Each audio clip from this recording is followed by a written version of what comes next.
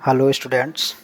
आज हम लोग क्लास 10th साइंस का चैप्टर 10 का पार्ट 3 पढ़ने जा रहे हैं। फोकस दूरी f तथा वक्रता त्रिज्या r में संबंध। अब देखिए, हमने यहाँ एक अवतल दर्पण लिया है और जब हम अवतल दर्पण के सामने एक वस्तु को रखे हैं AB। अब वस्तु AB से प्रकाश की किरणें गुजरती हैं और मुख्य अक्ष के समांतर चलती हैं, और यह मुख्य अक्ष के समांतर चलने वाली प्रकाश की किरणें दर्पण से टकराने के पश्चात यह मुख्य फोकस से होकर गुजरता है।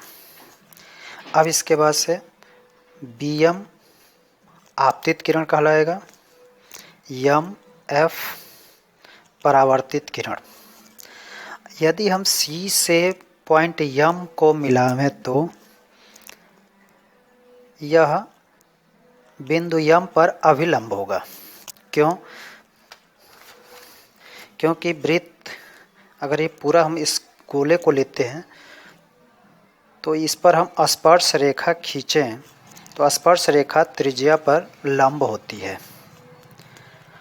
इस तरह से BM आपतित किरण, MF परावर्तित किरण तथा CM अभिलंब होगा। इस प्रकार यह परावर्तन के नियम का पालन करेगा, क्योंकि आपतित किरण, परावर्तित किरण तथा अभिलंब तीनों एक ही तल में हैं। जब यह परावर्तन के नियम का पालन करेगा तो कोण I और कोण R आपस में बराबर होगा। इस प्रकार हम लोग देखते हैं परावर्तन के नियम से कोण I = कोण R। अब इसके बाद कोण BMC,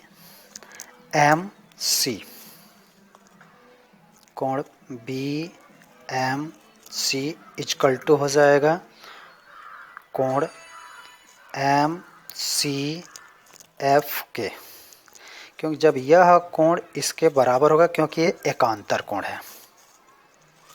यहाँ हम BM समांतर खींचा गया है AP के, यह BM रेखा समांतर है AP के, तो यह कोण इसके बराबर होगा एकांतर कोण से। तो हम लिख सकते हैं एकांतर कोण। अब यह कोण इसके बराबर है परावर्तन के नियम से, और यहाँ हम देख रहे हैं कि यह कोण इसके बराबर हो गया, यह कोण इसके बराबर, फिर यह कोण इसके बराबर है, तो यह दोनों आपस में बराबर हो जाएंगे। इस प्रकार कोण MCF = हो जाएगा कोण CMF के। मतलब MCF ये कोण और CMF यह कोण आपस में बराबर होगा। अब इस त्रिभुज में देखा जाए, त्रिभुज CFM, त्रिभुज CMF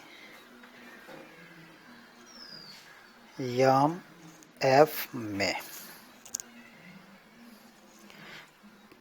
कोण यह वाला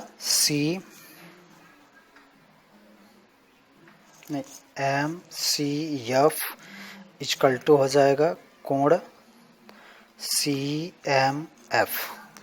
जब यह कोण इसके बराबर हो गया तो हम लोग जानते हैं कि त्रिभुज में बराबर कोण के सामने की भुजा बराबर होती है। तो यहाँ हम दिखाएंगे कि इस कोण के सामने की भुजा,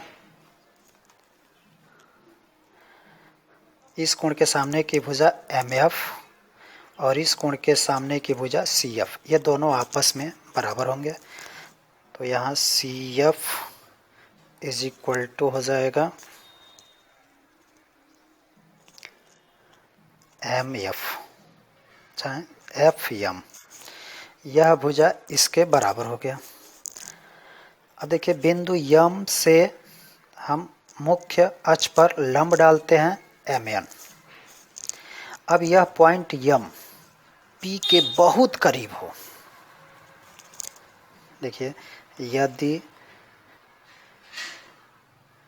बिंदु एम पी के बहुत समीप हो तो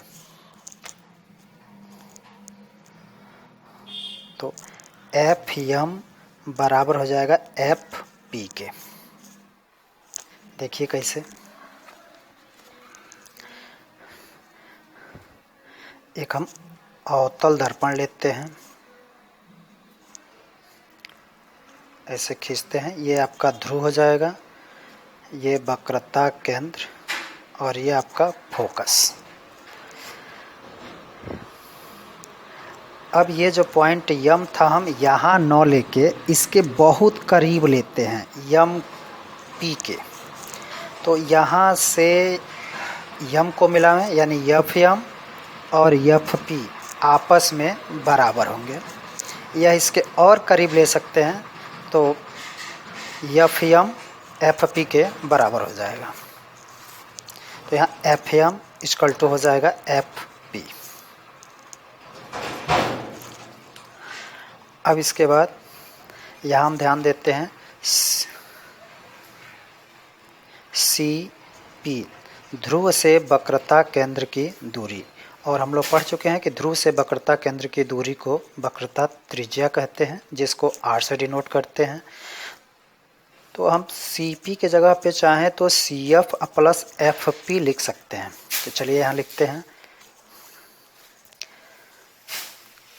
सी P equal to C F plus F P. अब इसके बाद से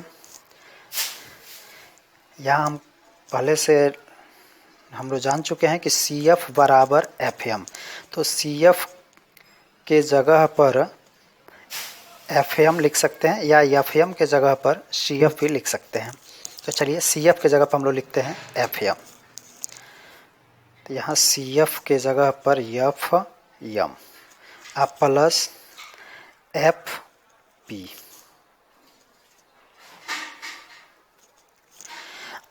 अब हम लोग यहाँ देखते हैं एफ एम बराबर है एफ पी के, तो हम एफ एम के जगह पर एफ पी भी लिख सकते हैं। तो यहाँ एफ एम के जगह पर एफ पी अब प्लस एफ पी पहले से है इक्वल टू हो जाएगा 2FP, तो सी पी इक्वल टू हो जाएगा 2FP। यहाँ सी पी इक्वल टू 2FP। अब सी पी माने सी है वक्रता केंद्र और पी है ध्रुव। ध्रुव से वक्रता केंद्र की दूरी को हम लोग आर कहते हैं, और पी एफ ध्रुव से फोकस की दूरी को एफ यानी फोकस दूरी कहते हैं। तो चलिए यहाँ देखते हैं C P equal to 2FP है, तो सी पी को हम लोग लिख सकते हैं आर वक्रता त्रिज्या, और 2FP यानी ध्रुव से फोकस की दूरी को हम लोग फोकस दूरी F कहते हैं, स्मॉल f। यह आपका रिलेशन हो गया R इक्वल टू 2F, या F इक्वल टू इसे डिवाइड कर देते हैं तो R equal to F equal to R/2। इससे हम लोग को एक पॉइंट कन्फर्म हो गया कि वक्रता त्रिज्या का आधा कर देंगे तो फोकस पता चल जाएगा। अब यहाँ पर देखते हैं ध्रुव से वक्रता केंद्र की दूरी फोकस दूरी होगी, इसका आधा करेंगे, ये पॉइंट जो होगा ये मुख्य फोकस कहलाएगा, और यहाँ ध्रुव से F की दूरी फोकस दूरी कहलाएगा। यानी अगर वक्रता त्रिज्या पता हो तो उसका आधा कर देंगे यानी 2 से डिवाइड कर देंगे तो फोकस दूरी निकल जाएगा, या फोकस दूरी पता हो तो इसका दोगुना कर दें तो वक्रता त्रिज्या निकल जाएगा। चलिए बहुत बहुत धन्यवाद।